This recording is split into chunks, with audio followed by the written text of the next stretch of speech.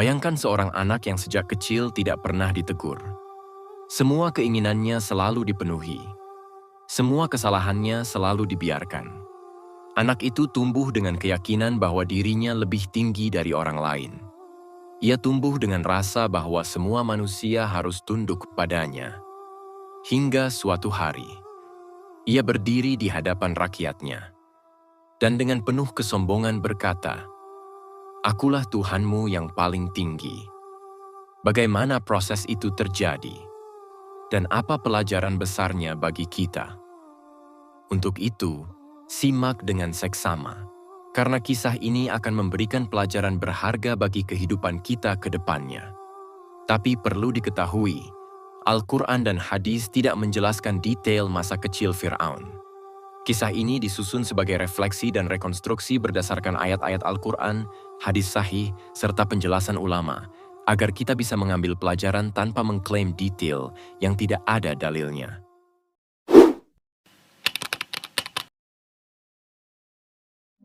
Fir'aun tidak tumbuh di tengah kehidupan yang keras. Ia tidak mengenal lapar. Ia tidak mengenal penolakan. Sejak kecil, dunia di sekelilingnya sudah diatur untuk selalu mengiyakan. Setiap langkahnya dijaga, setiap keinginannya dilayani, setiap ucapannya dianggap penting meskipun baru keluar dari mulut seorang anak. Ia tumbuh di lingkungan istana, tempat di mana manusia-manusia dewasa menundukkan kepala bukan karena hormat, tetapi karena takut. Dan tanpa disadari, seorang anak kecil yang terus melihat orang dewasa berlutut di hadapannya akan mulai membentuk kesimpulan sendiri dalam pikirannya. Bahwa mungkin memang beginilah seharusnya dunia berjalan. Bahwa mungkin memang dirinya berbeda, lebih tinggi, lebih berharga, lebih layak didengar. Hari demi hari, keyakinan itu menguat. Bukan karena ada yang mengajarinya secara langsung, tetapi karena lingkunganlah yang mengukirnya perlahan. Tidak ada suara yang berani menegur ketika ia bersikap berlebihan. Tidak ada tangan yang menghentikan ketika egonya mulai tumbuh. Semua justru berlomba menyenangkan hatinya. Karena satu hal yang mereka takuti bukanlah kebenaran, tetapi murkanya. Allah menggambarkan Fir'aun sebagai sosok yang telah melampaui batas dalam kekuasaan. Itu berarti, kezaliman itu bukan sesuatu yang muncul tiba-tiba. Kezaliman adalah buah dari karakter yang rusak, dan karakter tidak lahir dalam semalam. Ia dibentuk, ia diasah, ia dibiarkan tumbuh tanpa koreksi. Seorang anak yang tak pernah ditegur akan belajar bahwa ia selalu benar. Seorang anak yang selalu dituruti akan mulai percaya bahwa dunia memang diciptakan untuknya. Dan seorang anak yang tumbuh tanpa batasan, suatu hari akan tumbuh menjadi manusia yang tak mengenal batas dalam kezaliman. Tanpa ada yang menyadari, benih itu sudah tertanam jauh sebelum ia duduk di singgasana. Jauh sebelum mahkota diletakkan di kepalanya. Jauh sebelum rakyat mengenalnya sebagai penguasa. Fir'aun tidak dibentuk ketika ia menjadi raja. Fir'aun dibentuk jauh sebelum itu. Saat ia masih seorang anak yang tak pernah dibantah. Tidak ada racun yang terasa manis seperti pujian. Dan tidak ada sesuatu yang lebih berbahaya bagi jiwa manusia selain pujian yang terus-menerus tanpa koreksi. Fir'aun tumbuh di lingkungan yang penuh sanjungan. Setiap langkahnya dipuji, setiap ucapannya dibenarkan, setiap sikapnya dibesar-besarkan. Orang-orang di sekelilingnya bukan hanya ingin menyenangkan hatinya, tetapi juga ingin menyelamatkan posisi mereka sendiri. Maka kebenaran perlahan menghilang, yang tersisa hanya apa yang ingin ia dengar. Sedikit demi sedikit, pujian itu membentuk cara pandangnya tentang dunia. Ia tidak lagi melihat manusia lain sebagai setara. Ia mulai memandang orang-orang di sekelilingnya sebagai bawahan, sebagai pelengkap, sebagai makhluk yang memang seharusnya mengabdi. Bukan karena ada yang mengajarinya secara terang-terangan, tetapi karena semua perlakuan itu seolah membenarkan satu kesimpulan berbahaya dalam hatinya, bahwa dirinya memang istimewa. Padahal Rasulullah Shallallahu Alaihi Wasallam sudah mengingatkan bahwa pujian bisa merusak jiwa. Dalam sebuah hadis sahih, ketika ada seseorang memuji orang lain secara berlebihan, Nabi bersabda, "Celakalah kamu, engkau telah memotong leher temanmu." Hadis riwayat Muslim. Maksudnya, pujian berlebihan bisa menghancurkan seseorang secara batin, membuatnya tertipu oleh dirinya sendiri, merasa tinggi, merasa aman, merasa benar. Dan itulah yang perlahan terjadi. Kesombongan tidak datang sebagai ledakan, ia datang sebagai bisikan halus, sebagai rasa bangga yang tidak terkendali, sebagai keyakinan kecil yang terus dibiarkan tumbuh. Aku lebih dari yang lain. Allah bahkan menegaskan bahwa kesombongan adalah penyakit yang sangat berbahaya. Rasulullah Shallallahu Alaihi Wasallam bersabda, "Tidak akan masuk surga orang yang di dalam hatinya ada kesombongan walau sebesar biji sawi." Hadis riwayat Muslim. Jika kesombongan sebesar biji sawi saja menghalangi surga, maka bayangkan kesombongan seperti apa yang akhirnya memenuhi hati Fir'aun. Itu bukan kesombongan yang muncul tiba-tiba. Itu adalah hasil dari proses panjang, dari hati yang terlalu lama disuapi pujian dan tidak pernah disentuh nasihat. Al-Quran juga menggambarkan bagaimana Fir'aun memandang dirinya dan kaumnya. Ia berdiri di hadapan rakyatnya dan berkata dengan penuh kebanggaan, "Bukankah kerajaan Mesir ini milikku dan sungai-sungai ini mengalir di bawah kekuasaanku?" Qiyas Az-Zukhruf 51. Kalimat itu bukan hanya tentang kekuasaan, itu adalah cerminan dari hati yang sudah lama merasa tinggi. Hati yang sudah terbiasa melihat semua orang di bawahnya. Hati yang sudah terlalu lama hidup dalam tepuk tangan dan sanjungan. Dan ketika seseorang sudah terlalu lama hidup dalam pujian, ia akan kehilangan satu kemampuan penting. Kemampuan untuk merendah. Ia tidak lagi bisa menerima kebenaran jika kebenaran itu terasa mengusik egonya. Ia tidak lagi bisa mendengar nasihat jika nasihat itu terasa seperti ancaman bagi citranya. Dari sinilah kerusakan itu semakin dalam. Bukan karena Fir'aun tidak tahu kebenaran, tetapi karena hatinya sudah terlalu penuh dengan dirinya sendiri. Benih kesombongan itu telah tumbuh, dan ketika kelak kekuasaan penuh berada di tangannya, benih itu tidak lagi sekadar menjadi sifat. Ia berubah menjadi ideologi hidup. Seiring bertambahnya usia dan semakin dekatnya ia dengan pusat kekuasaan, Fir'aun mulai melihat dunia dengan cara yang berbeda. Ia tidak lagi sekadar menikmati pujian. Ia mulai memperhatikan sesuatu yang lebih dalam. Bagaimana manusia bereaksi terhadap rasa takut. Bagaimana suara yang keras bisa membuat orang diam. Bagaimana ancaman bisa membuat manusia tunduk bahkan ketika hati mereka menolak. Ia melihat rakyatnya patuh bukan karena cinta, tetapi karena ketakutan. Ia melihat bagaimana orang-orang rela mengorbankan akal sehat demi keselamatan diri. Dan dari situlah lahir satu pemahaman berbahaya. Manusia bukan hanya bisa dipimpin, tetapi bisa dikendalikan. Al-Quran menggambarkan hal ini dengan sangat jelas ketika Allah berfirman titik. Maka Fir'aun mempengaruhi kaumnya, lalu mereka mentaatinya. Sesungguhnya mereka adalah kaum yang fasik.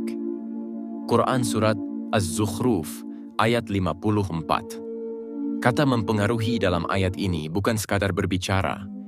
Ia mengandung makna manipulasi, pembentukan opini, permainan emosi, dan pengendalian pikiran. Fir'aun tidak sekadar berkuasa dengan pedang, ia berkuasa dengan persepsi. Ia mengajarkan rakyatnya untuk takut. Ia membentuk pola pikir mereka agar tidak berani berpikir berbeda. Dan lebih jauh lagi, Al-Quran menjelaskan bagaimana ia membangun sistem ketakutan itu. Sesungguhnya Fir'aun telah berbuat sewenang-wenang di bumi dan menjadikan penduduknya berpecah belah. QS Al-Kashash 4. Ia memecah manusia ke dalam kelompok-kelompok. Ada yang diangkat derajatnya, ada yang direndahkan, ada yang diberi hak, ada yang ditindas. Dengan cara itu, rakyat tidak lagi bersatu. Mereka sibuk saling curiga, sibuk saling takut, sibuk menjaga diri masing-masing. Dan ketika rakyat sudah terpecah, kekuasaan menjadi jauh lebih mudah dikendalikan. Fir'aun memahami satu hal yang sangat berbahaya. Manusia yang takut akan lebih mudah dikendalikan daripada manusia yang berpikir. Rasulullah SAW pernah mengingatkan tentang kondisi ketika manusia kehilangan keberanian untuk berkata benar. Dalam hadis sahih beliau bersabda, Jika manusia melihat kezaliman lalu mereka tidak mencegahnya, hampir saja Allah menimpakan azab kepada mereka semua. Harta Ar. Abu Dawud dan Tirmizi, Hasan Sahih. Fir'aun hidup dalam masyarakat yang sudah sampai pada titik itu. Kezaliman terjadi terang-terangan, namun tidak ada yang berani bersuara. Bukan karena semua setuju, tetapi karena ketakutan sudah terlalu mengakar. Dan ketika sebuah masyarakat sudah terbiasa diam di hadapan kezaliman, maka penguasa zalim akan merasa semakin benar. Sedikit demi sedikit, Fir'aun bukan hanya belajar mengendalikan rakyat. Ia mulai menikmati kendali itu. Ia mulai merasakan kenikmatan ketika satu isyaratnya membuat ribuan orang tunduk. Ketika satu perintahnya membuat manusia gemetar. Ketika satu ancamannya membuat suara-suara kebenaran menghilang. Dan pada titik itulah, kekuasaan tidak lagi sekadar jabatan. Kekuasaan berubah menjadi candu, menjadi sumber kenikmatan, menjadi sumber ilusi kebesaran. Tanpa ia sadari, jiwanya mulai bergeser. Ia tidak lagi melihat dirinya sebagai pelayan rakyat. Ia mulai melihat dirinya sebagai pusat dari segalanya, sebagai poros dunia, sebagai sosok yang menentukan hidup dan mati orang lain.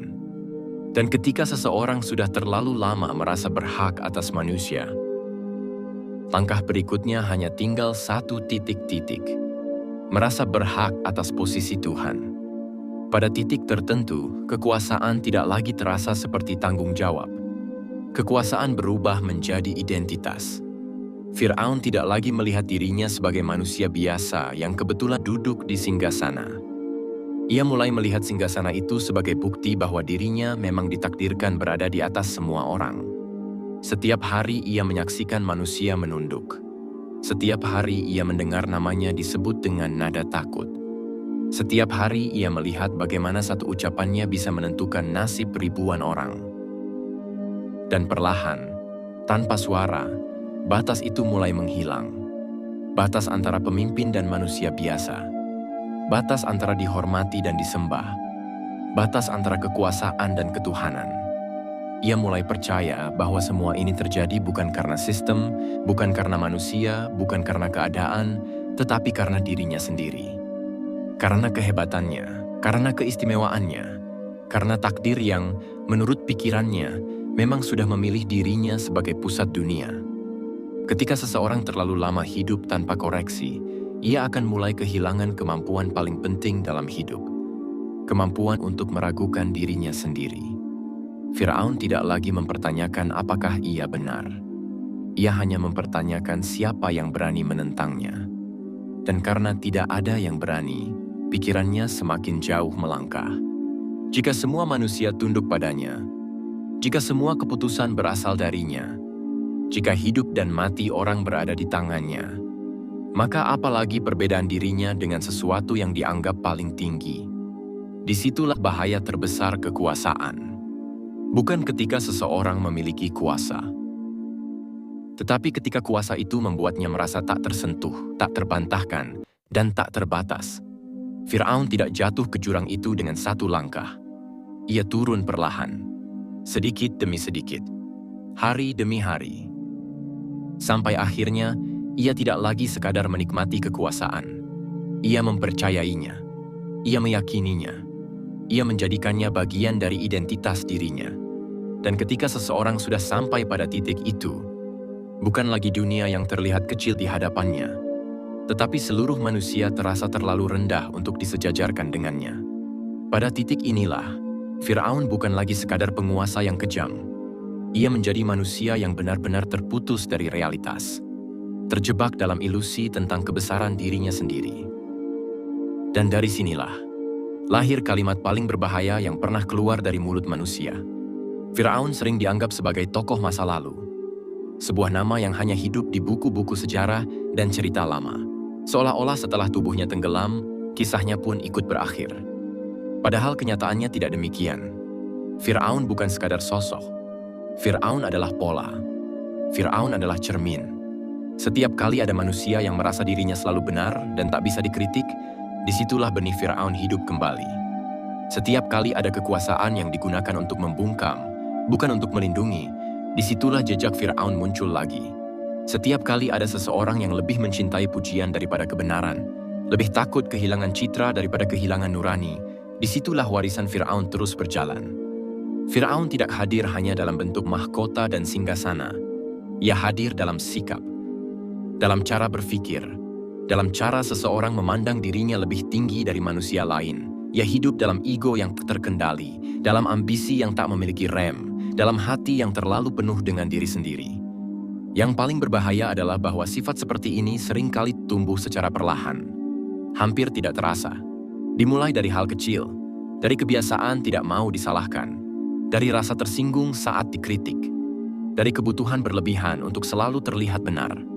Semua itu tampak sepele sampai suatu hari kita sadar bahwa hati kita sudah terlalu jauh berjalan.